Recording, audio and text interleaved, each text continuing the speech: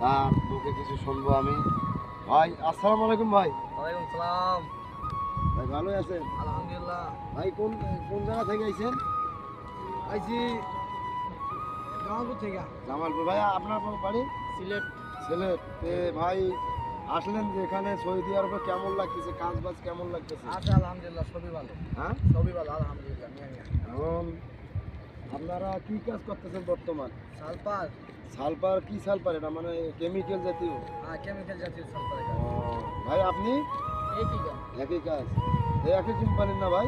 ইয়া এই কোম্পানি আপনাকে কেমন, ভালো না? কোম্পানি আলহামদুলিল্লাহ।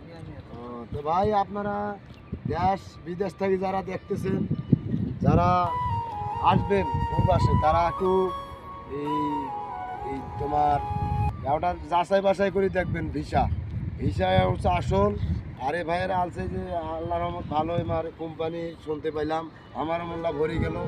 ভাই আপনাকেও আমি যে শুনতেছি কথাগুলো, ভাই তোমার কথাগুলো শোনার পর আমার ভালো লাগতেছে।